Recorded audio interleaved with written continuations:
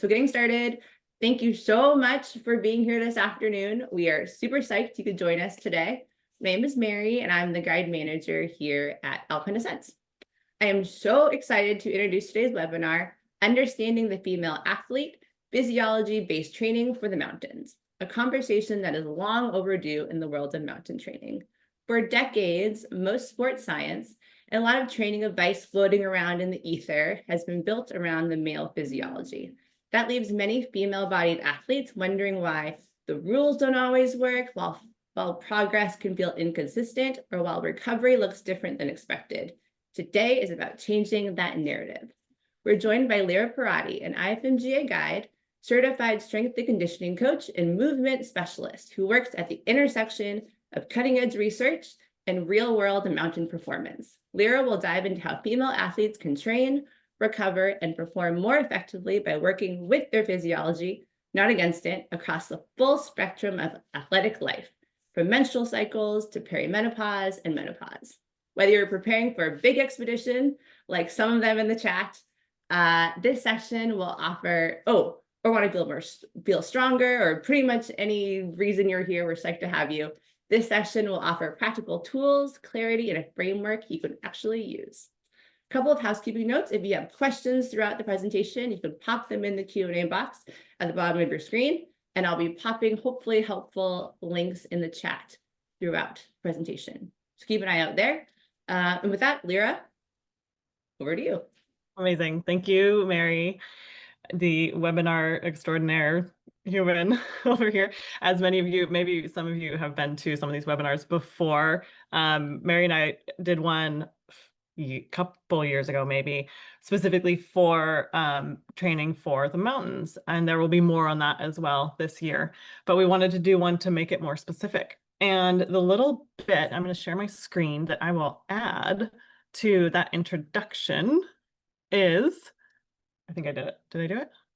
I am 41, which feels helpful for this conversation. I have to redo my screen here. Stand by, I can see everything. And like getting into those first signs of perimenopause myself as like a, outdoor professional for over 2 decades now.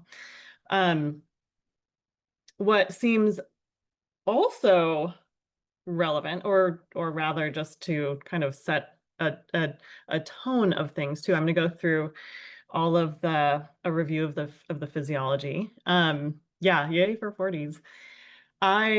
Precisely, thank you, Mary. That's precisely what I was going to get at, is there are many cultures that view the menopause transition as the second spring and a freedom from a cycle that may not, it has some things that can be a hassle, and it really just a celebration. Like there's a celebration of having it, there's a celebration of moving on from it, and life context, bodies change. We're going to talk a lot about how all those phases can guide your training. And the thing that I want to also throw out there that I am just like treasuring every day now that I'm getting into my 40s is that in my 20s, I was living in Mammoth and would see Dina Castor running around when she was, I think, like 41, and her kid was a few years old, and she was still crushing records.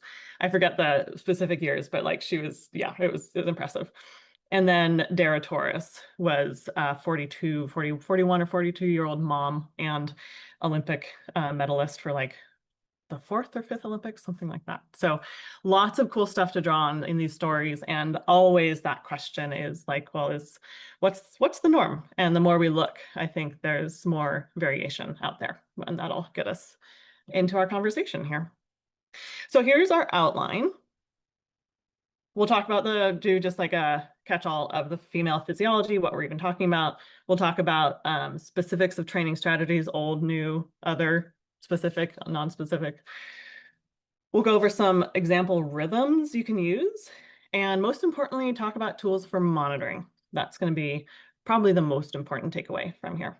A few disclaimers. Not a medical professional. I do have my woofer. That's if you know what that is, it's a wilderness first responder. We're required to have those as American guides.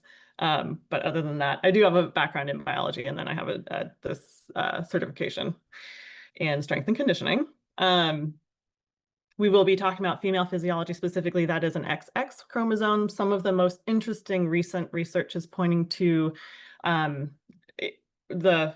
what happens with certain like genetic correlations, and then X chromosome tends to lend strength of immune system, which is really interesting. So that will come into our conversation, and that's kind of some recent developments and discoveries in the research, which is proving things are changing and growing rapidly, and it's very, very cool to follow.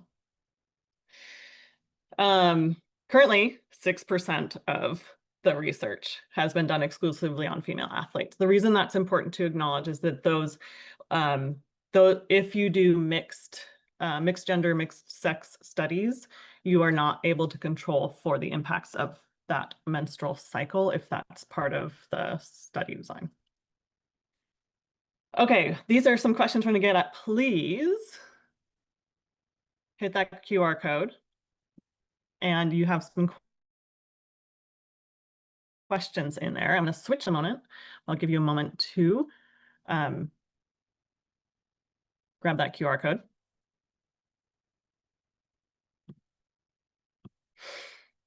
Okay. And you can, if you missed it, all you need to go is go to menti.com and input that code. And I'll give y'all just a second to get in there.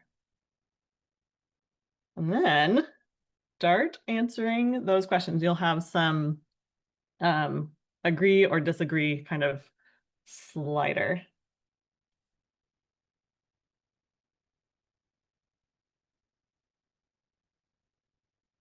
Whoops. Oh gosh, wrong one. First one. Go back. Oops, that didn't work.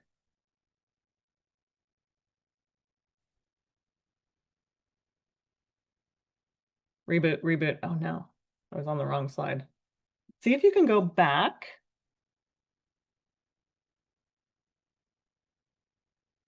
Huh.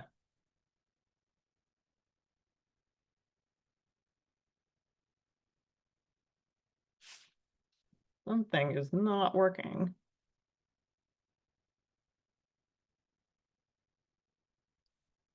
There we go. All right, people are getting in there. Yeah, you might have to scroll back to that one. Sorry about that. Good, we are getting responses logged here, 8 of 30. Keep on going. 10, great. Excellent, and you can move on to the next ones.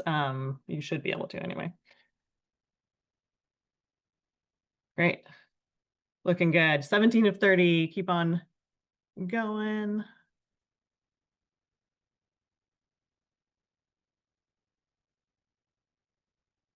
19, here we go. Okay, so what do we say? Yeah, that makes sense. So generally, those of us here, kind of a mix of things, but in general looks like generally feeling unsure, like I'm hearing things, but what do I do with it all? And when you think about it, like if we only have 6% of the relative research, there's a lot more research that's been steering us towards other, paradigms of training. Okay, in a word or short phrase, tell me where you learned about this. Might be a variety of things. Could be like a person. It could be a athletics. Yeah, cool. Uphill athlete. Okay, yeah, book. Physical therapy. Oh, great. Guides, friends. Good. Friends. Social media. Yes. Online athletes. Totally. Yeah, and some of the stuff you see, a lot of the popular media can get really confusing. It's a mix of like really good stuff and then also things that are just like grab your attention for better or for worse. Podcast, Nordic ski team. Oh, cool. Personal trainers, great. Ski coach, books, Instagram reels, REI class. Oh, that's interesting. Friends, webinars. Hey, high school coaching, great. Cool. Awesome, good stuff. Okay, next one. There we go. What do you know about how to structure your training? Take a look and see what everyone else said in here. And I will screen almost nothing, totally based on cycles. Great. Yeah, great. So strength training. Okay, looked at training calendars. Ooh, rucking. That I do want to actually say something about. Rucking is really hard on your frame, and it's not the right cadence, pace, or it's not the right fit. So carrying packs, but keep it specific. Rucking is trending, and if you're running with a heavy thing on your body, it's really hard on your spine, and I strongly discourage. Use a pack that really mimics your trip, and use terrain that as closely mimics your objective as possible. So that was a good one. I definitely want to catch. Good, great, awesome. Thanks, everyone. Oh, I don't know if that's gonna work. That's good. Okay, great. Go back to this one. So some quick notes here. Female physiology. The female hormonal pattern, body, and predisposition is naturally trends towards endurance. And so we do need to tend to train strength and power. So I'm shifting my screens here. We need to train strength and power a little more preferentially. And then we also need to pair that with protein consumption. And these recommendations have been kind of like moving around in some ways. And I suspect we're going to continue to learn more and more about the fueling recommendations. The first and most important thing is that you are getting enough protein for your body to communicate and fuel in general. So just enough food in general to communicate to your body that you are well fed enough to put on muscle. So what happens with the female physiology being extremely efficient is that it will tend to stop building muscle in order to conserve. And that has some wonderful impacts. And it, again, predisposes us to these incredible feats of endurance. You can look up Courtney Dauwalter is another amazing athlete to look into. She's winning like long distance, extreme long distance foot races outright, like 200-mile races outright. So that is maybe a little more the norm of a type of physiology prone to endurance performance. And in order to tolerate that level of endurance, we do often need to train our structure in order to be durable. And especially for mountain sports, and especially when you put on a heavy backpack, you have to be durable enough to withstand the added impact. And as many of you have probably experienced, we tend to have to carry a higher proportion, a higher percentage of our body weight in the mountaineering sports because we're carrying a bunch of metal stuff. So that can add a challenge that requires a little bit more training. Oops.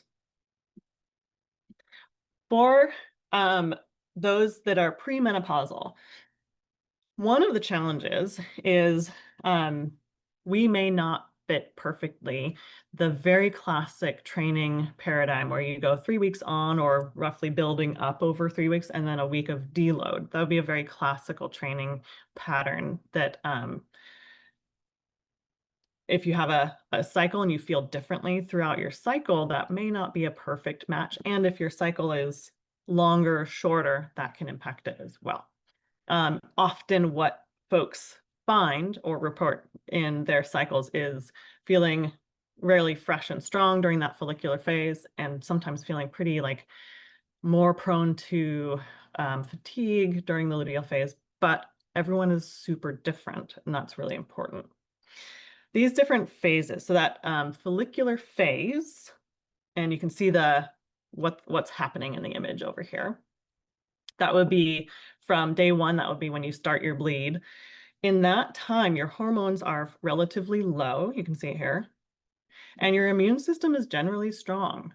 So see, when you start tracking this and looking at it, you can start to see how you tolerate things and match that to how you feel in your cycle. I find that I can like run myself pretty hard during these couple of weeks, and I just recover and recover and recover. And then things shift and I have to be much more careful about how I'm recovering.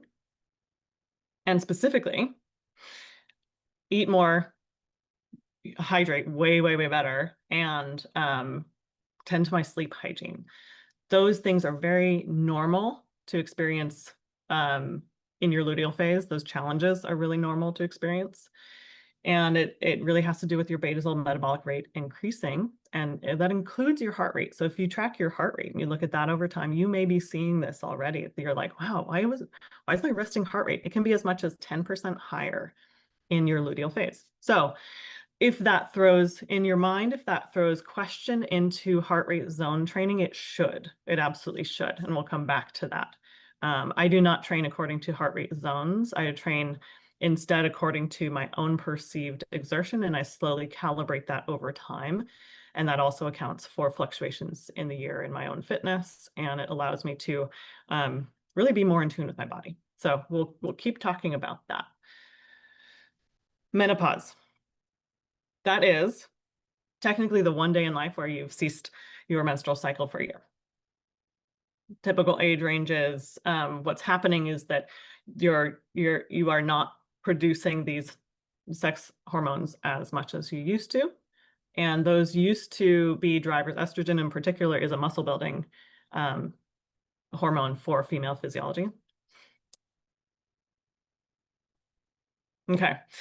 And here a little bit more on what's really cool here. You can see here's this image is so tiny, but here you've got your lifelong, a lot of your life in with your menstrual cycle, back and forth, back and forth, back and forth, and then perimenopause. And you can see chaos. Yellow is your estrogen and blue is progesterone.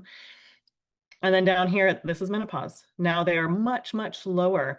The perimenopause is important to just note the chaos. What's happening is those ovaries are starting to fail to produce those hormones. It becomes, I think, super helpful to track ovulation, easy to do, but you are not going to ovulate necessarily as reliably, and ovulation can vary tremendously anyway, but that can be helpful because symptoms can be really different on months that you ovulate and months that you don't. So that's probably the biggest tip for perimenopause.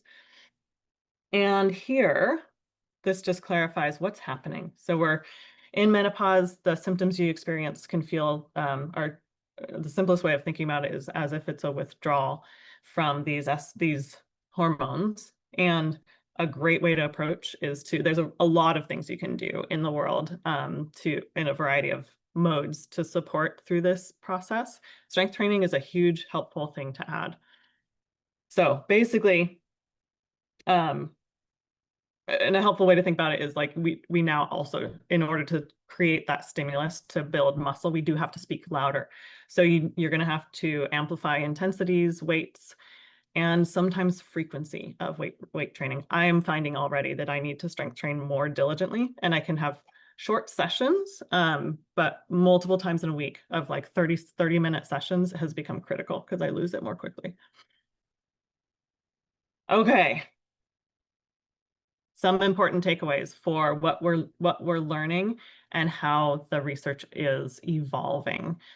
There was a lot in social media world about precisely what kind of training you're supposed to do during your cycle. And one of the reasons to push back against that is that it created a mental load that just added another thing that may or may not be relevant. So there may be things that are helpful, but really going back to the basics and monitoring and tracking our own specific athlete response to things is the gold standard.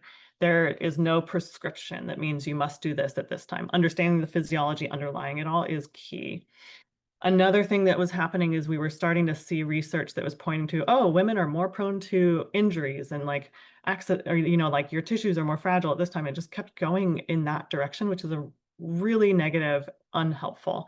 There is no clear direction around if you are more prone to injury at certain times in your cycle, and we need to just not do that. That's not helpful. There may be some ways, but I think that's looking for those things in order to deliver that message of fragility is, in my view, a little bit inappropriate and not the helpful approach. So there's more history on that around female athletics, and the ways that research has been conducted in the past. But don't need to go down that too far right now. First, highly trained females must focus on fueling. That is hands down the most important. So that means like priority number one, not like how you put your training together, but like shift everything down a notch and amplify your focus on fueling if you are a well-trained female athlete.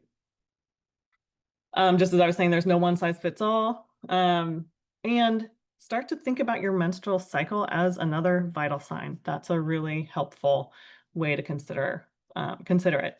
And then you're layering that into excellent practices with monitoring. So that monitoring should absolutely include your energy from day to day, really basic, like single words. If you're keeping you can keep a written log and just write down like how you feel today. What did you do yesterday? And then tracking, looking at that and reflecting over time is one of the best things you can do. Your motivation is a huge, lots of research that points to the simple measurement. Your own perception of your motivation gives you an incredible, like your brain is summarizing a lot of information and you can trust it. So motivation is a great key is a great indicator of your recovery. Sleep quality, huge. And as we said in that luteal, a driver of performance challenges in the luteal phase could very well be linked to how well you're sleeping in that phase. And for some athletes, it's like inconsequential, the changes, and for others, it is absolutely like life altering. And then through the cycle phases, peri and then post-menopause, that can change as the luteal phase changes in perimenopause, that can be amplified. HRV, that is heart rate variability. We're going to talk more about that. So when training, think about polarity and variation. A few things to try. This I've had really good luck with myself, really pushing hard. I know that my immune system's strong in that follicular phase. So I'm going to try hard because really when training, we are adding a stressor that our immune system has to tolerate, and that our bodies don't always differentiate really well between so-called good or bad stressors. Stress is stress for the body. And so making sure that we are tending to that overall is really important. In perimenopause, really keep tracking. I think tracking and then adding, I would say the trying to pinpoint ovulation. Like if you're feeling really like just frustrated and kind of powerless during this perimenopause period, try tracking ovulation. It's a little tedious, but pretty easy. Like you can get the test strips on Amazon and they're like, yeah, it's relatively easy to do. It can give you tremendous insight into like, why did I feel so good this cycle and such a wreck on this other one? And that can absolutely be due to whether or not you ovulated and how that impacts your hormones in the luteal phase. Boosting strength training and your high intensity interval training or sprint intensity training to help. This will also help when your estrogen levels are dipping. And then in menopause, yeah, it is a little more and new stress for your body. This training should build you up first and foremost. And with high intensity and sprint intensity and heavy resistance, you can really help to keep that stimulus going, to keep the muscle mass.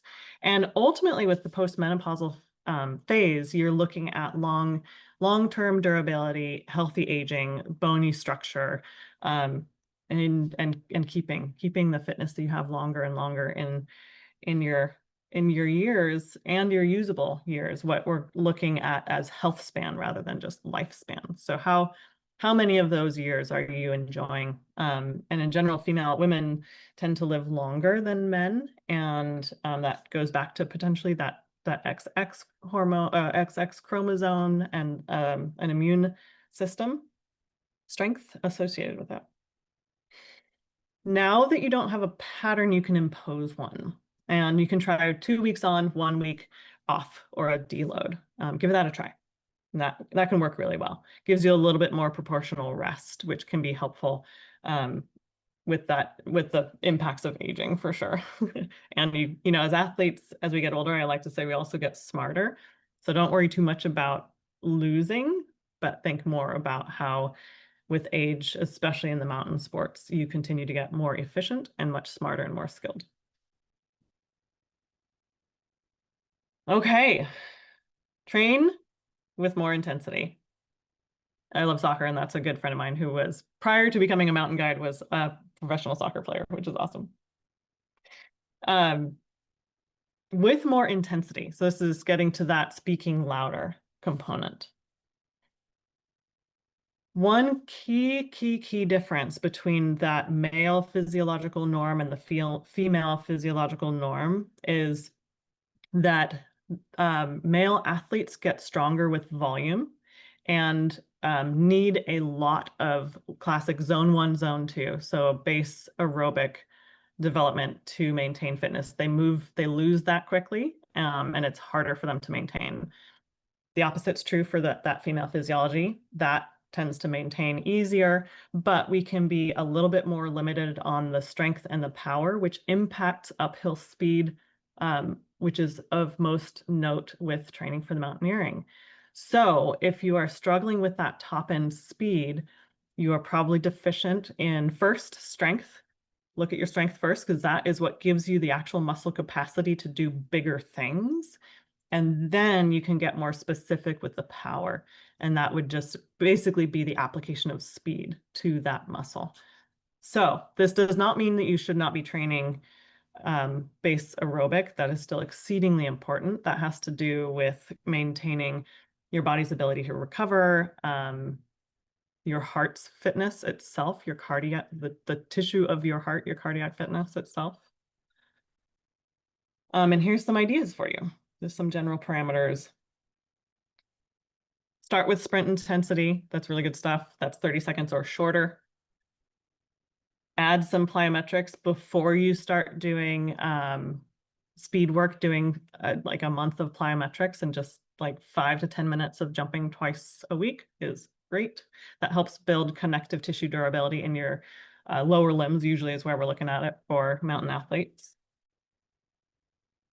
And then strength training should be heavy. This helps your muscle become coordinated in the same effort, whereas more repetitions and lighter weights, which they tend to physiologically stimulate more muscle growth, but that muscle may not be as skilled. So if you are getting back into or getting into training, strength training for the first time, you may start with a 10 to 12 to 15 rep, or physical therapy, for example. If you've been through things like that, you're probably often operating in the like 10 to 15, sometimes 20 reps. And you're really like, that's a rehabilitation, bringing muscle back on board in places where it's been lost. But when you are developing skill, you want to be going heavier. And in the for safety, I like to go around 3 to 5 is my favorite. The two reps can feel a little bit risky with form, but go for 3 to 5, and that can be really constructive and still allows you some buffer in terms of learning the form over time.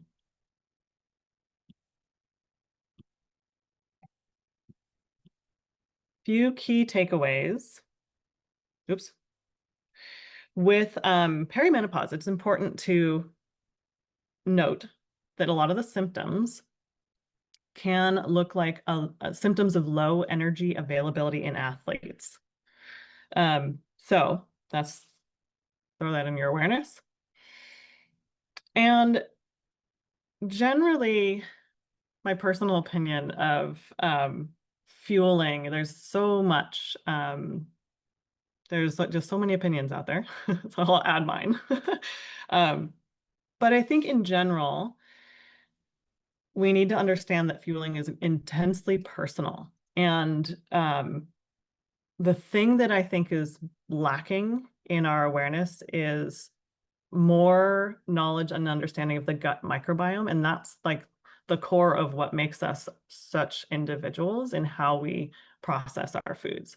So paying attention to what works for you is the most important thing. And getting plenty of food, that's universal for female physiology and for building muscles. Restricting calories will absolutely have the opposite effect as, and that is a persistent misconception. Restricting calories is not how female physiology trims weight. The opposite thing happens. That's super important to understand and universal.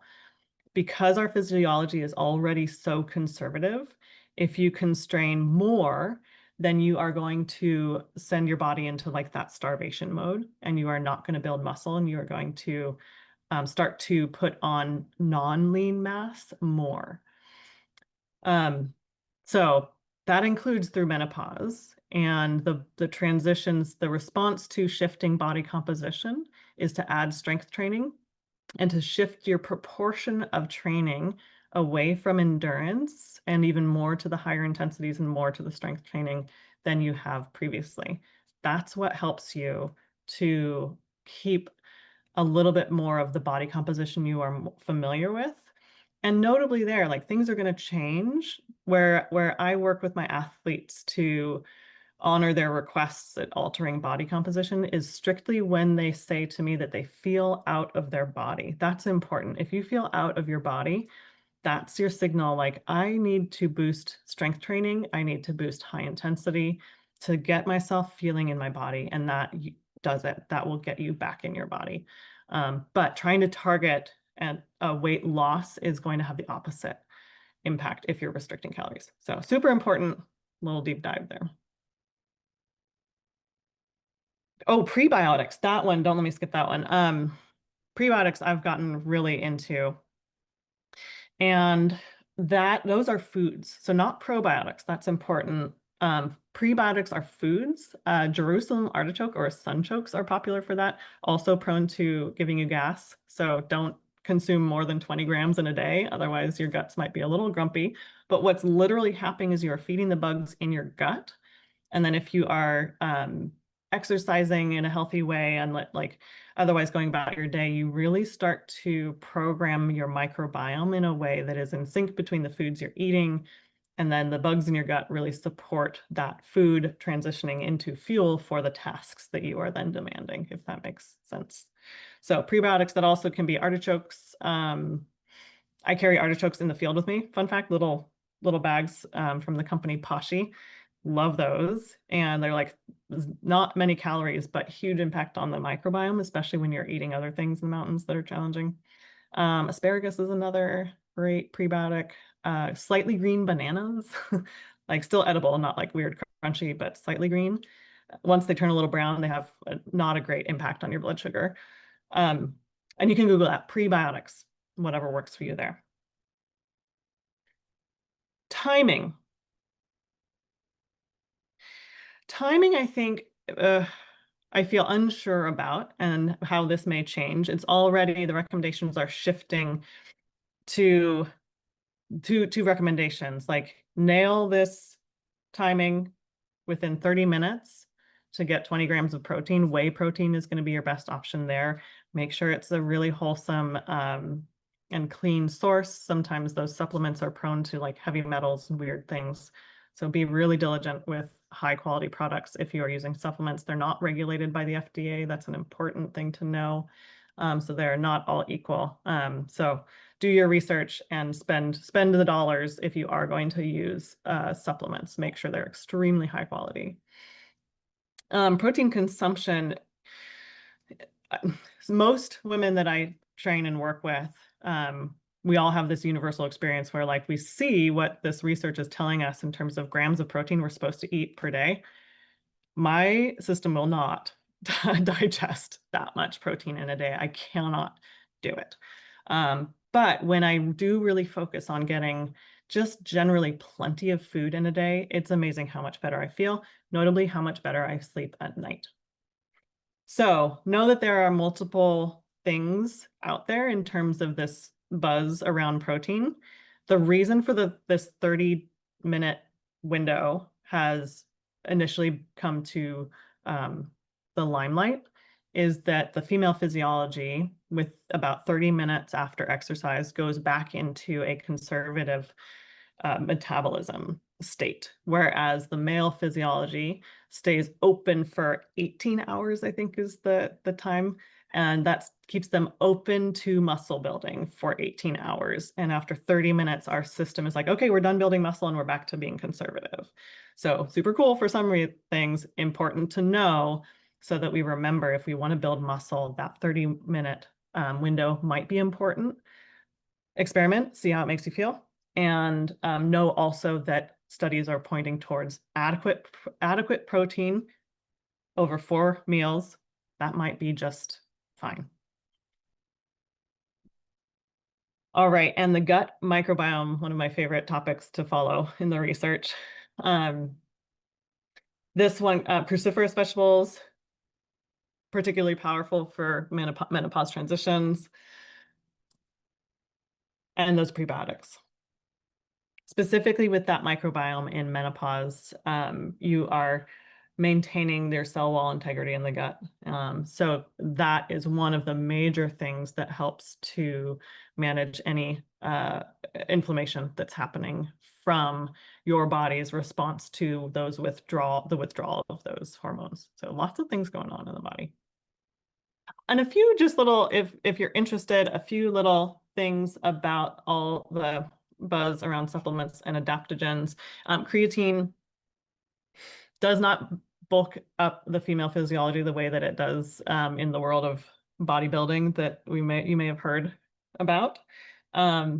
It can be hard on the digestion. There's maybe like 5% of the women I've worked with and talked to about this report feeling bloating from creatine. There are some types out there that help with that, so you can research that. I forget the name of it right now, but there are some types that can help that. But I experiment with it. I personally don't notice a difference, and I know folks who are just like, oh my gosh, I notice a huge difference. So feel free to give it a try.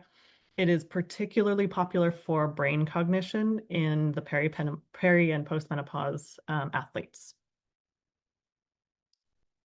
Adaptogens, also an interesting thing, also not regulated by the FDA. Also lots of there's not a lot of research to give us guidelines around how and dosing. And one of the big things is if you do use them, be sure you cycle off them for a period of time also. So these should have cycling on and off as part of the rhythm. Oops. I'll leave that for just a moment. Easy way to integrate this. I seem to respond really well to holy basil. So I have Tulsi tea most nights before bed, especially in my luteal phase of my cycle. And I notice that helps me sleep in addition to tart cherry juice. Those are super impactful. And that's just the time that I've spent in testing all the things. I'm like, oh, I noticed that. Great. Enough said. I'm sticking with that. Easy to stick with habits that make sense and you get feedback around. Okay. So we're going to shift now into more. Yes, here it is. Thank you, Mary. You just got it. Creapure, however you say that. Clear question. Before we move on to this, did you want to do like a break for questions from the first? Thank you. Yes, let's do it. We are going to go. Forget them. Yes. Let's do that. We're going to go into like tactics now. Okay. No. Yeah, thank you. There were a couple questions in the Q&A box about birth control. Yes. So question 1, does it suppress the impacts of the menstrual cycle phases? I know I'm someone who takes birth control continuously. So are we still seeing the same phases when you do that? Great question. And I think some of this comes from that initial explosion of research into female physiology. And it was like, oh, well, this is happening at this time, therefore train like this. And then this is happening at this time. And then everyone who's like, well, I have an IUD or I'm taking hormonal contraception. And the best answer, so while that was all a buzz, I was working with my athletes really just to get in tune and just use all of the monitoring. We're going to get to that next, but just really basic and thorough self-monitoring is like gold standard. So start with that. Specifically what's happening, and it depends on what kind of birth control you are on, you may or may not be ovulating. And that is increasingly interesting, I think, to learn more about, because not because there's any like specifics of you are supposed to train like this or you need to train like this. Like that is super individual. So throw that out. Like don't throw it out entirely. There's things that can root our understanding of what's best for us in like a general understanding of the biology of what's happening in our cycles. The resource we have to help us with that is our feeling. And that actually takes us into our next little chapter here in a moment. How do you feel during your cycle? And if you ovulate or you don't, or if you're tracking it, that can give you some really clear insight into patterns. Again, how you feel. So how you are, and that the like relative to your exertion, relative to it within your training sessions, but then also day to day in your recovery. And that's the key part of all of this, is monitoring your specifics. Does that make some sense? I'm kind of rambling a little. Oh, you're muted. No, Mary, you're still muted. I'm muted. Okay, I There think you go. those are the questions in Great. the chat that most closely mirrored the topics that we've already discussed, and we will swoop up the other ones in the second Q&A Great. block. Oh, I just grabbed one. And that's funny. I just edited one of my slides just for simplicity. But there may be, for some people, again, tracking ovulation can be interesting. I know, or at least getting some sort of blueprint for your cycle. I have pinpointed feelings of fear being exacerbated right around ovulation, which is fascinating. And when I know it, and it doesn't happen all the time, but I've had some big like, whoa, like that was surprising. And then when I went back and reflected, I was like, oh, right. So that can be a pattern, and really, again, just worth logging in your own cycle, because we all can find certain patterns when we look. Okay. I'll move along and we'll come back to questions. Thank you, Mary, for the hard work in summarizing all the things. It's excellent as always. Okay, allostatic word, great term. This is the wear and tear that your body accumulates from chronic stress. Training is a stressor on our body. So we're going to talk about how you monitor and respond to your body's signs of this allostatic load, and also like nail it in your training, get it just right to cause an adaptive response, but without overdoing it. The first and perhaps most common error in anyone's training is that they're not going hard enough when you're supposed to go hard, and you're not going easy enough when it's supposed to be easy. Simply using a tool like this, and this is one that I have adapted. If this looks like a mess of complicated numbers to you, then you do not have to use this one. Feel free to snap a photo if you like it. What I have here is a rating of perceived exertion. That's RPE, rating of perceived exertion.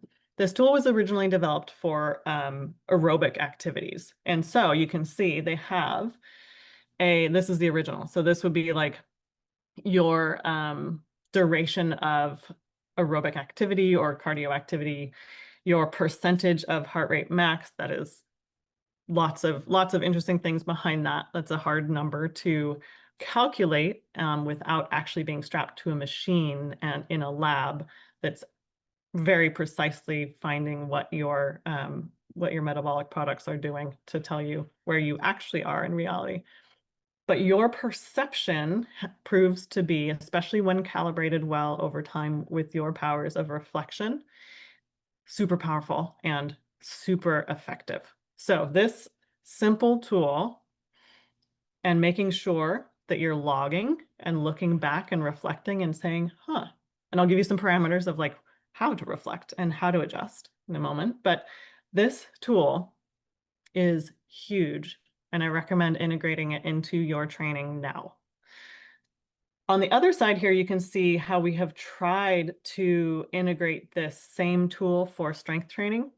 And really, that it was not designed for that, but the versatility of this tool, being able to like completely pivot into a pretty unrelated type of training, like totally opposite type of training, points to its utility. And the utility is in getting us in tune with the impact of training on our body.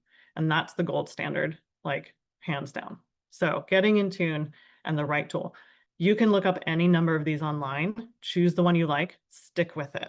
They all work very similarly. If you are consistent in the one that you use and how you define it, it works. Okay, more on this recovery. So the next component is then to actually reflect on how it's going for you.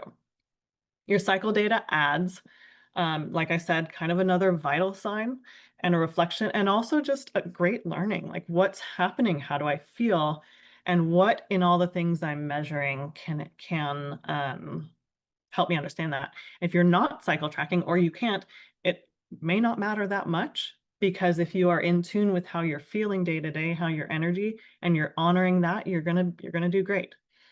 I have one athlete that we have trained out of PCOS, so polycystic ovarian syndrome, and in all of the things she's been doing in life, plus in working together, we have brought her cycle back to almost regular status. And that is very doable and fascinating. And it's not because we were pinpointing like, oh, like we think you're here, therefore you should train like this. But really, we just started with a really simple tool of like, tell me your energy percentage. And then we started to see that underneath, when there was apparently no menstrual cycle, we could identify that for a couple of weeks, she had really high energy and then it would tank and she had really low energy. And we simply started to follow that and respect her body's energy. And then her cycle came back. And that was like, I don't know exactly what happened in all of that. She, like this is someone who's tending to her health in a variety of ways, but it was really amazing to watch. And I do think that that is being seen more generally in the population because there is so much PCOS out there right now. So the other one here to talk about, these are some, jot these down. These are a couple of good apps. Also, Coro swatches do a really good job of monitoring your overnight heart rate variability. That is what I do. I wear my watch overnight and I look at that heart rate variability pretty regularly. When COVID was just starting, heart rate variability was something that was identified to be an early indicator of recovery. Of the illness. Like it would detect a decline in that immune response and indicate a COVID infection before any other things. What is it? Heart rate variability is a algorithm. It's a measurement. It's math, and it's the one math thing that I'm super on board with. The measurement, you need a really good sensor because the measurement is looking at the variations in your heartbeat with your nervous system toggling between parasympathetic and sympathetic. If you inhale, you might notice that your heart rate increases slightly. And if you exhale, which is typically what would turn on a little bit more of your parasympathetic nervous system, we think of that as a rest and digest. That's a little bit of an oversimplification, but that we think of maybe the calming, and the sympathetic would be more outward, like explosive energy, very active, parasympathetic, more restful. So between an inhale and an exhale, you have increasing heart rate and decreasing. So then what we know generally about populations, there's huge variation, of course, but with a general population awareness, we know that some patterns indicate struggles with health and recovery of the immune system importance, like with COVID. Underneath it all, what these monitors or these programs do is they learn your specific normal pattern. And that's why it's such a great tool. It's you and it's specifically you. And then it gives you that variation from one day to the next. And then it's up to you to contextualize that information. Did you train a little too hard and the next day you wake up and your heart rate variability usually gives you like a stoplight response. It'll give you green if you're nicely centered.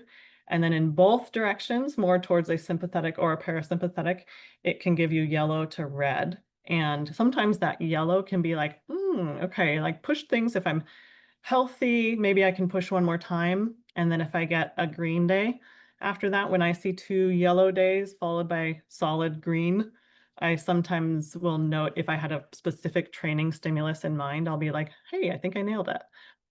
And the opposite might be true where like there was no training stimulus, but you slept poorly and you wake up and you're red. That means tone it down, especially if you feel a little bit off. Heart rate variability is an amazing tool to help you sync with your intuition. It's something that can help validate your gut feeling about your recovery.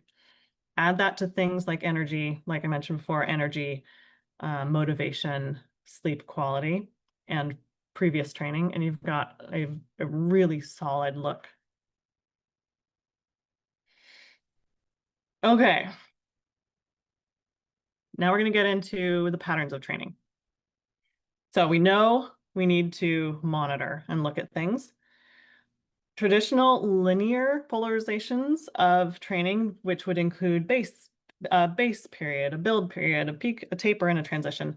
These are all great. I hear these terms all the time. Really like helpful for all of us to have this kind of a training paradigm periodization in mind. The research around it is largely in team sports, college athletics, where they have a really distinct like competition period. So does that apply to us? Here's another thing you can try. Snap a photo of this, write it down. Common question with this one is like, oh, do I need to do this all the time? This is not a prescription. This is just a suggestion of a pattern you can try. What I do is I keep this lightly in mind. And really the core of it here is like, I could do 2 hard days in a row. And in the way my cycle works, I will go 2 on weeks, see how I feel by my 3rd week of my cycle. And then I would possibly continue another decently hard week, but I'd really keep close tabs on how I'm doing, because at some point in there, I notice that my energy changes. My sleep starts to struggle. And so my recovery changes. Then I'm going to be looking at this pattern, more of an off or a deload. What this gives me as a mountain athlete who is, I'm in the field and I'm doing all these things and I'm using my body a lot. The reality of this is that I really just reflect on my week regularly, how it's going, how my energy is, how hard my training has been, and I use it to error correct. And I look a couple days ahead and I say, I've had a lot of like long aerobic workouts this week. I'm going to go for a short strength training session or a short high intensity. A really critical thing to add to this conversation for mountain athletes is that a long, easy aerobic workout is not necessarily easy. Conversely, a very short sprint intensity workout that's extremely hard, like running, as if you're a runner, you are sprinting as hard as you can for like 5 seconds and your whole workout is 15 minutes long. Super hard. But if you categorize that impact of that workout, that could be an easy day. That has been one of my favorite tactics to mix up training for my female athletes. It has boosted mood more than anything that I think I've seen. And that's been really cool. Where those athletes that are like, I really need to get out for a run. It is a part of my it's part of my mental health. It's like, this is how I maintain my centering. And you start to accumulate more and more of these long duration days. Try that instead. 15 minutes of sprint work can have the same impact on that like mental health boost that's so critical for many of us, while adding impact to connective tissues in a way that's structurally very helpful. We're going to dive more into load next. Jot these things down. Key takeaways in directing your training. Make sure you have polarity between training sessions. Make hard, hard, make easy, easy. Ensure there's variability within your training structure. You don't have to just go hard, easy, hard, easy, hard, easy. And hard can be a long, easy workout, and easy can be a short, hard workout. And then a little bit more of an advanced step here. Try to build an awareness around the intention of each session. We're going to come back to this again at the end. Categorize your workouts as development, maintenance, or support, and active recovery. That means cardio and strength and speed work can all be in a development mindset intention. That means hard. That means real hard.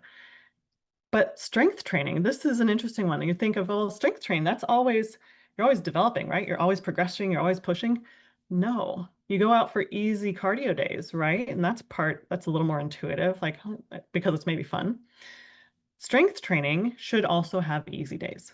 Strength training should include developmental days that are hard, but supportive days that work on technique and keep that nervous system stimulus going. Super important. We'll talk about how to structure the week as well. So that load I promised. A really easy way to track this is simply multiplying your rating of perceived exertion.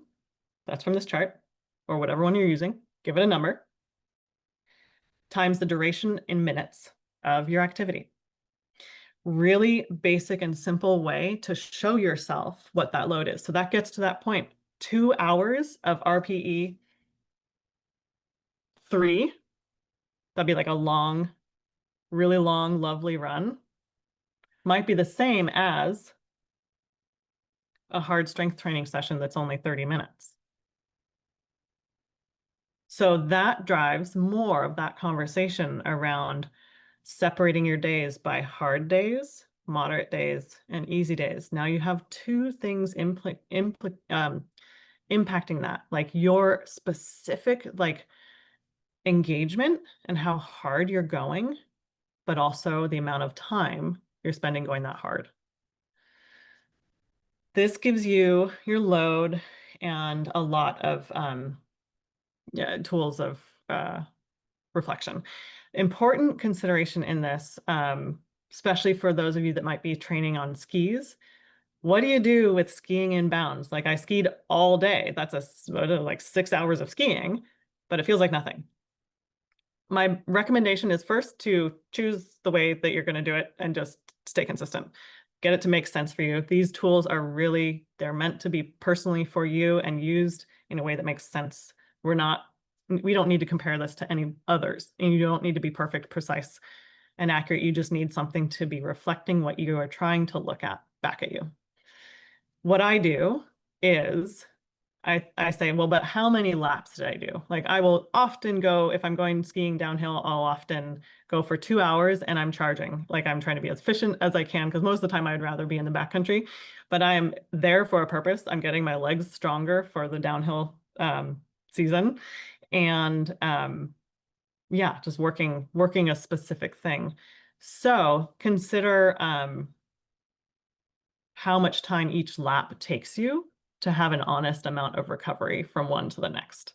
The chairlift probably is going to give you, no matter what, more recovery than you need. And then if you're like hanging out and chatting and this and that. So hopefully that's helpful. It's a little wishy-washy, but feel free to fudge the numbers of the minutes to fit actually what you did. Like try to remove social time and things like that from it. Here's an example of a log. Snap a photo or write this down. Really basic thing here. And these notes would then include all of your feelings about your training. That would be your energy, your motivation, your sleep quality, how your cycle's doing. You might even, on my log, I have a color coding that shows me where I am in my cycle. And that's just, to me, really interesting and can be really validating to how I'm feeling. And that color-coded visual is enough for me to just be like, oh yeah, right. I need to remember that I need to focus on my sleep right now so that I can keep training the way I want to. That's the big one for me.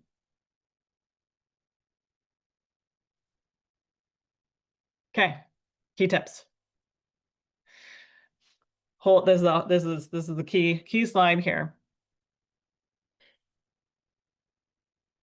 First, figure out a rhythm, what you think is going to work for you. Next, limit yourself. This is new. Limit yourself to 2 hard training days a week. That's your development. Remember, a hard training day could be a really long endurance day, and it could be an hour of strength training. Those might be your 2 hard days in a week, and that would be a good balance.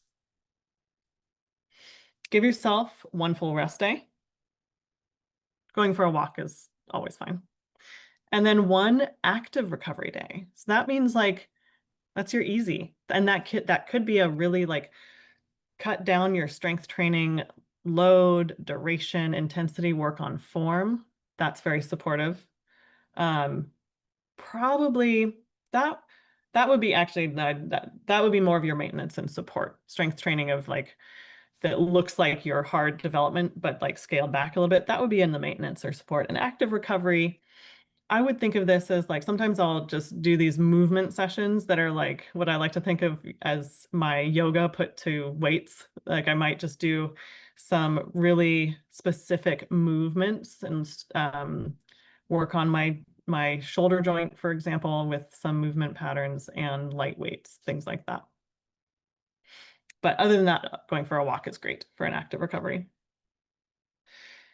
And I strongly encourage you to try 2 hard days in a row. I also find that can be really constructive for those of us that need to be trained, that would be served well by training specifically to the same pattern of exertion on our specific climb. So if you think of your average Colshan and Tahoma climbs, Mount Baker and Mount Rainier, we often have 1 day getting into base camp that can be kind of hard and sizable, followed by a hard summit day, and then a mellower day out.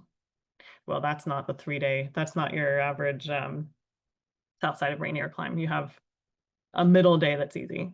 But anyway, mimicking specifically the pattern that you anticipate on your climb can be mentally really helpful. And you learn some things about that mind-body connection in terms of what it's like to go hard 2 days in a row. Yeah. That's what I got.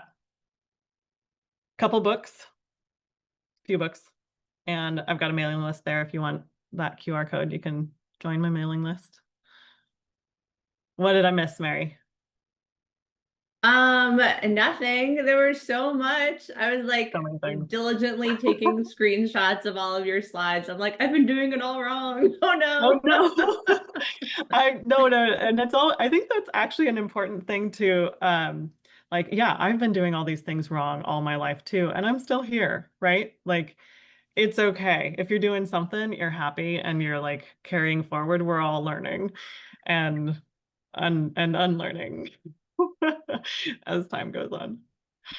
I'm just dropping the link for some of those books in the chat. Dr. Yeah. Stacy Sims. Ah, Yes, the she's best. so great. I know. So grateful. So grateful Okay. that she tolerates being in the limelight of social media with her such incredible wisdom and knowledge also. Should we dive into some questions? Let's do it. All right. Okay. Da, da, da, da. And this will be posted, right? So folks will have, and I'll when you post it online, I'll make sure to put it on my website too. So folks will have a way to Yes. get I'm back gonna post it up on the Alpine Ascents YouTube channel probably later on today. And then I'll post it on the Alpine Ascents blog with like some links and stuff, probably like early next week. Cool, fun. Okay. First question from Christy Ann. One of the things that I've been struggling with now that I'm in my mid-40s and going through perimenopause is anxiety and panic. I find myself being so much more fearful of the activities that used to bring me joy. I climbed Kilimanjaro 1 year ago, and I found myself feeling more panic and anxiety than I have ever felt before while climbing a big mountain. I do feel physically that it's harder to recover, but is it really my fear of having anxiety or panic on the mountain that's starting to hold me back? Is this something other? Is this like a common thing that you've noticed? Any tips or things to move, like advice to move forward or move Yeah, through this? a really good question. I think there is certainly some hormonal component and like in these life phases that impact all of our performance and then our mental state around it. Sometimes, and I don't know if this is hormonally programmed, but even just life phases can have a different impact on our interest. And I think that's an important part missing from a lot of conversations is a lot of mountain sports are really, like we have a dominant value in mountain sports around risk-taking behaviors. And that is one specific attribute of the mountains. And there's plenty of people who enjoy mountain sports, but maybe don't enjoy risk-taking. So I would say the first answer to that is maybe pick up, like do some Googling for some of the more modern references on risk and behavior in human behavior. That terminology, we throw around risk tolerance, but that's extremely outdated and incomplete. And one thing that I talk about a lot with my friends is more risk appetite. And for me, that changes based on a lot of things. And the solutions then can also be very broad. So that might be like, oh, actually, I had a really bad experience. And there are mountain professionals and psychotherapists out there that are really well trained at helping to deal with these, help you recover from traumatic events that may be informing your engagement with them afterwards or for a long time that just simply need to be how our memories cluster and they just need to be like dealt with and processed properly.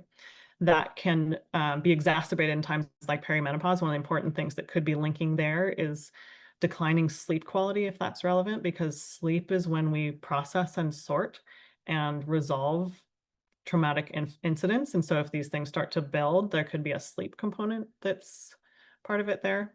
So lots of overlapping things. I don't have a great or a specific answer. And learning more and more about our specific cycles and what's happening in these life phases, reaching out to others and bringing that awareness and then monitoring them over time is hopefully what gives all of us the tools we need to figure it out.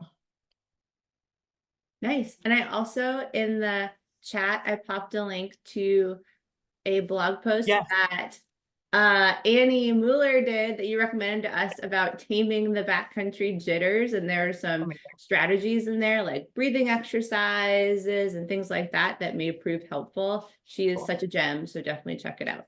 It's exactly who I was thinking of as I was saying. She's so good. Like, I know someone in particular. Yeah. Any thoughts on going back to more intense activity during or after injury recovery? Yes. Great one. Be careful of monitoring always, like have really healthy, good to have guidance, good to work with a strength training professional. If you're going from physical therapy back to sport, there can be a gap there that's alarming. I've worked with a number of women that are coming back from ACL tears, for example, to bring them back confidently into appropriate strength for their sport and build that confidence again.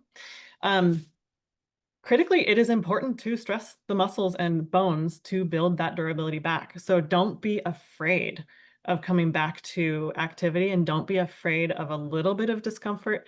And the levels of that are the important things. There's a whole world of, if you're really interested, there's a whole world of research around, this is one of my favorite side projects. The microbiome's the big one, and then the science of pain is the other thing that I'm really fascinated by in the research. I would recommend looking into the science of pain. The NOI group, NOI, I have this book right here. I'll show you this one. This gets really geeky, but it is readable. It's not super jargony. This is one of my favorite books. It's also very artistic. It's really pretty. And yeah, it is heavy on the science, but not jargon, if that makes sense. So it is very, even if you don't have a science background, you can get a lot from it. That group is one of many that are helping to bring awareness of the science of pain into our normal conversations around activity and health and all the things. And it's fascinating. Pain is separate from pathology, and I'll just point you in the direction of that book from there. So interesting. Okay, the question about RPE. Is RPE meant to be used with zones of training intensities? Ooh, I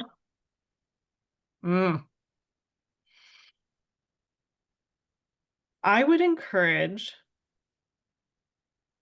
getting away from those training zones and shifting more towards acknowledging or looking at RPE and reflecting for yourself.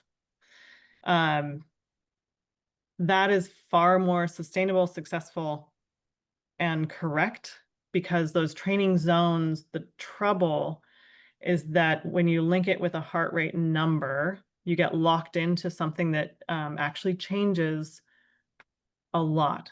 Your fitness changes through a year. And so if you're locked into the same heart rate numbers, you can get yourself into trouble by following that as a strict rule. Unless you're a professional athlete that has, like, you're taking a test every 2 weeks to actually look at how your fitness correlates to your blood chemistry and your heart rate. It's really like, I can't use the training zones, and I don't. I've spent a ton of time reflecting on how I feel and my heart rate. One athlete that I've been working with for over a year now just like had the coolest moment in having a really lot of life stress recently, and has a great practice of these 2-mile runs fairly regularly that has restored health for him over many years. And that's been a core process for him. And he was noticing on his 2-mile regular runs that his heart rate was 10 beats higher consistently than was normal for him.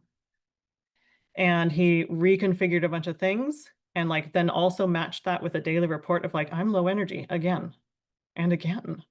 And like, I have this work stress and I have this other stress. And he just went out recently on just watching that over time, not totally sure what all resolved it. We are such a summary of our life's things that shows up in our physiology in these ways. And something eased, and he went on a run, and he was back down to his normal. So those are the things we want to use. And I know that's a less satisfying answer. We want to like have these rules that make things really clear.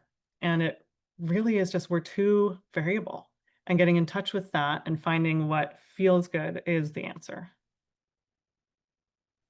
Wonderful. Linda, did your question get answered? You just pop it in the chat. While Linda is popping she's still here, the second part of her question in the chat. Oh, unfortunately, you can't speak. Only I can. But if you type it, I'll ask your question for you.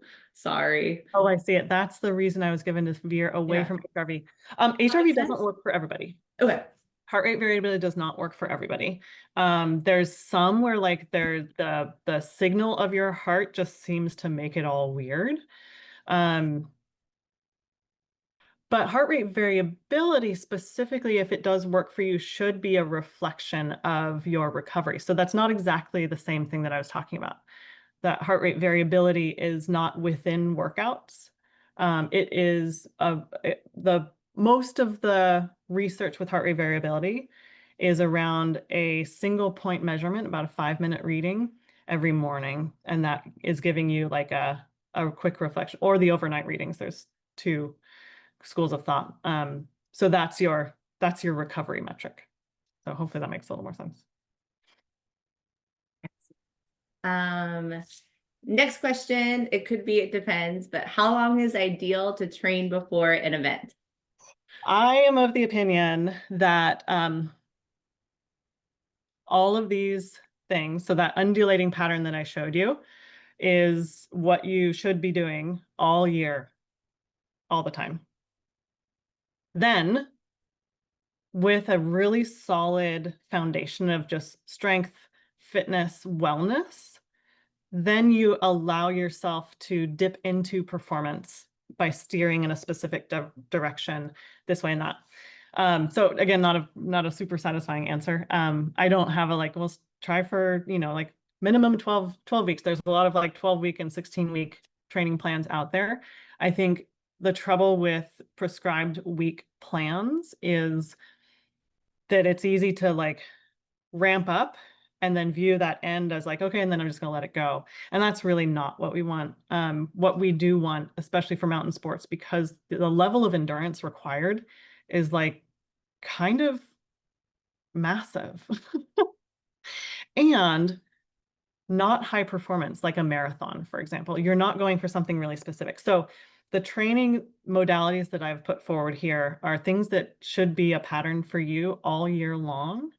And then if you want to do a marathon training, for example, within that, then you would be adding a 12 to 16 week specific preparation that's good for that. And I think for a mountaineering sport, if you do have to match one, if I had to give you one answer, I would say go for that 16-week. Give yourself the most time that you possibly can, because things are going to go sideways. You're going to learn a lot. And so having at least those 4 months, I think I feel uncomfortable when athletes come to me for training in anything less than 6 months, if I'm honest. Excellent. It's such a mindset shift to think about like being an athlete all year round, but then coming up to an event, dialing up that like specific training. Totally. I'm someone who's like, I'm on the couch, and now I'm not on the couch anymore. Mary, that's not true. Okay, next Your question. couch is something else. For us anemic girlies, is there a good way to tell the difference between normal fatigue and iron-related exhaustion? I have no idea. Maybe blood work. Probably. Yeah. Yeah. Yeah, I think that's a doctor question. Yeah, sorry. And the final question on our list, unless someone wants to drop in another question, is do you have the same opinion on weighted vests as with rucking if the weight is distributed between both sides? Yes. I think throw them in the garbage. That's my strong opinion. I have very, very strong opinion with these.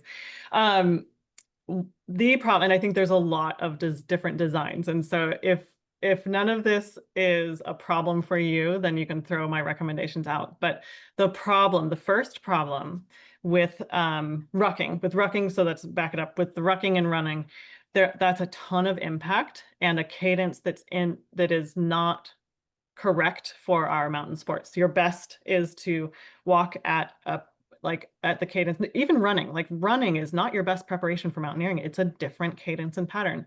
Bulk of your training should actually be like what you are going to train. So rucking is not that.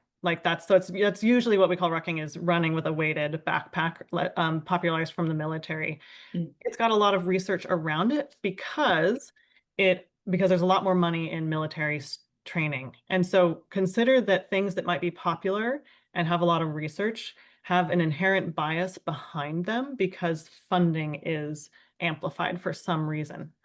That's important. That can be the case with ACL recoveries are all in 9 months, for example, whereas because that is the time they need athletes to come back to sport. So they need to have the doctor say that they're okay at 9 months. Most people actually feel recovered at 10 to 12 months. Sorry for that side tangent, but that's an important one. Science has some bias in it. Remember that. So consider where that information is coming from, who it serves, and what the funding was behind it. Rucking, then in my personal observations, people who have trended a lot towards weighted vests, you also have a consequence to your breathing mechanics. Breathing mechanics at altitude for mountain sports are exceedingly important. Those vests can tend to weight you in a way that doesn't necessarily help your breathing mechanics. You want to practice good breathing mechanics also.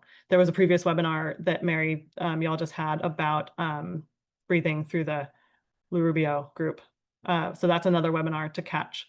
Breathing is important. Make sure you do it well. If you don't, there are resources out there. And that's a strength component. The strength of your diaphragm muscle helps you breathe better. So if you are training with this thing that's pushing on your breathing capacity, that may not be the best idea for a long duration. If you're building the strength of your diaphragm muscle, that's best done in short spurts with a specific approach similar to resistance training. Same idea, repetitions, short and powerful. So likely that those vests are fatiguing things in a way that ultimately is probably not helpful for your endurance. And then the last reason is, from my observations as a guide, I don't have a perfect, I don't know every single person and their performance and like if they trained with a vest or not. I have heard from folks that I thought, wow, they're really strong, but they're struggling in a strange way that doesn't make sense to me. And then in conversations revealed that they trained with a weighted vest and not with the pack. What happens is, turn it around.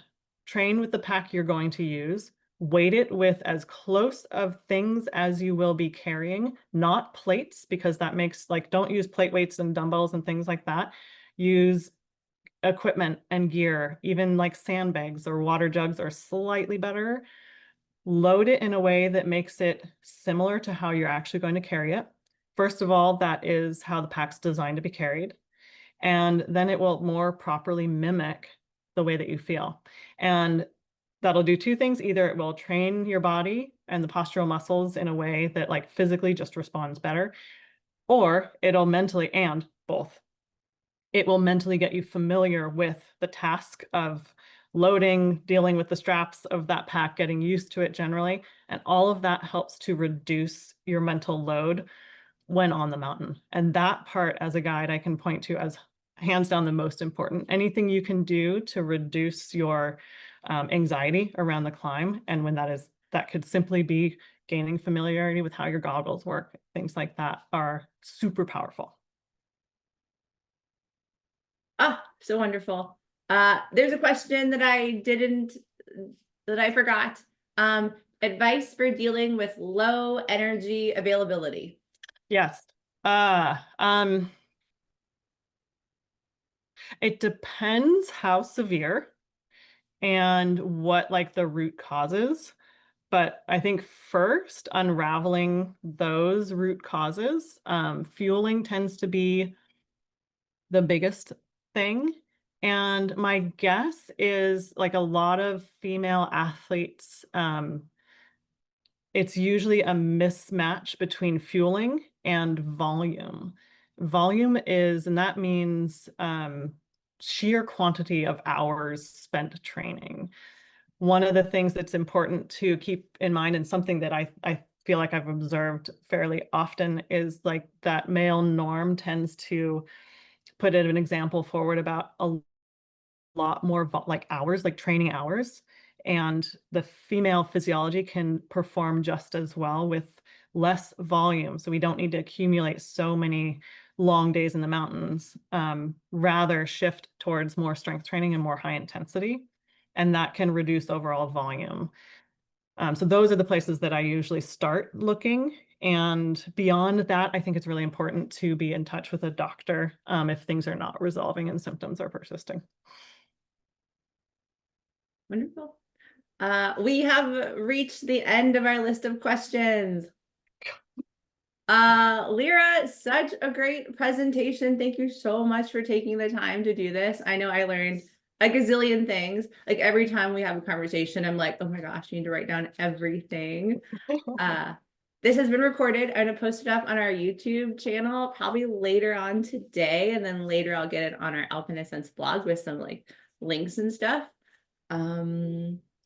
Lyra, one final question from me to you. Right now in your training, what's the one thing that you're focusing on? Oh, my rock climbing performance. Oh, nice. It's my favorite. Secondary question, what rock climb are you training for? Or is it like a grade you're training for? Like what's the what are we manifesting? Yes, and I've been at it for a little while, mostly because I got shut down, as you know, this summer with weather, trying to get back to where my family camp comes from in the Swiss Italian Alps to climb the steep granite sport climbs. And I want to climb the entry there seems to be like 7A. That's their 11 plus 12, 512 range. So that I would love to go and climb in the Ticino where my family is from. You got it. I have full faith in you. Before we say farewell and goodbye, two things that I forgot to tell you. We have another webinar this time next week about training specifically for Rainier and other Cascades climbs. So if you're signed up, so if you have any of those on your docket this coming summer, definitely tune in, also free. And then the week after that, we have a nutrition focused webinar with Elisa Lieb from Uphill Athlete. She is phenomenal. So also tune in for that. It'll be really cool. And with that, we will say enjoy the rest of your Tuesday and thanks for tuning in.